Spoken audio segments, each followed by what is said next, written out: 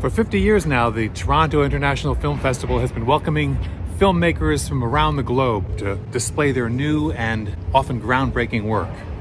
For movie lovers, and I don't care what Andy Williams says, this is the most wonderful time of the year. Here are the 6 upcoming movies from Toronto that you just don't want to miss. A man gives a sermon. He then, in plain sight of everyone, walks into a sealed concrete box. And 30 seconds later, that man is lying dead. A classic, impossible crime. Okay, you're freaking me out now.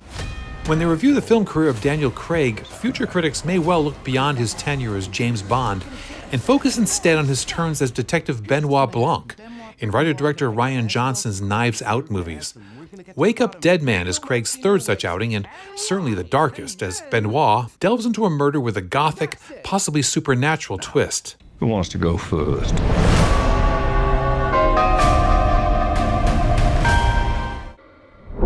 Like, what if I made different choices?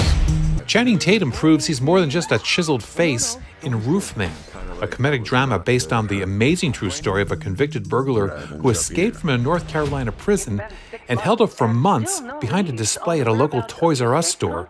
Of course, the guy can't stay hidden forever. He ventures out to a local church just long enough to fall in love with a charming divorcee, played by a contagiously perky Kirsten Dunst. They make a sweet couple, but the real star of the movie turns out to be the great Peter Dinklage, who steals the show as the grinchy Toys R Us manager. If I do that, it'll blow up. Not if you do it quick. Oops.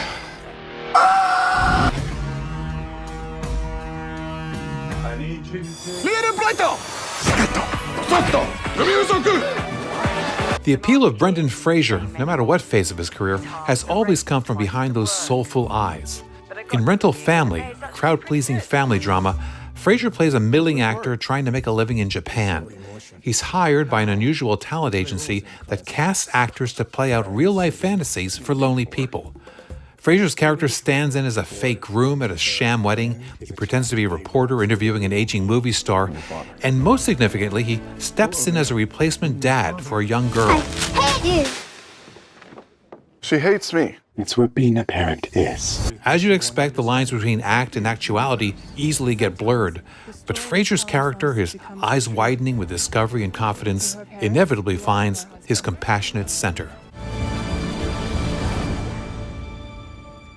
Sure, I'm a good psychiatrist, but this might be a little bit beyond my area of expertise. Nuremberg is a good old-fashioned Hollywood-style historical drama with a galaxy of top stars appearing as major historical figures.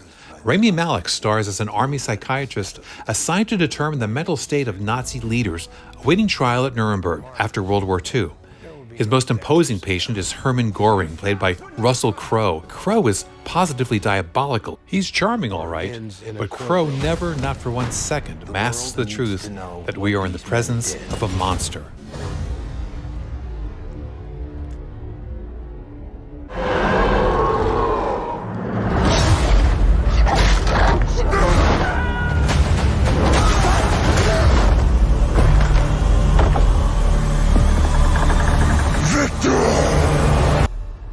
At last count, there have been more than 400 plus movies based on Frankenstein, but few have been as anticipated as this one, Guillermo del Toro's Frankenstein.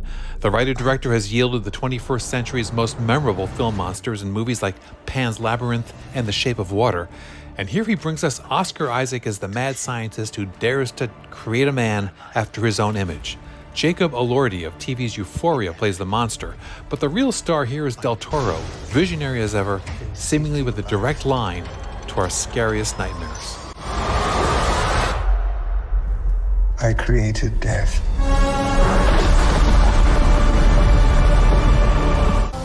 Face to all drivers.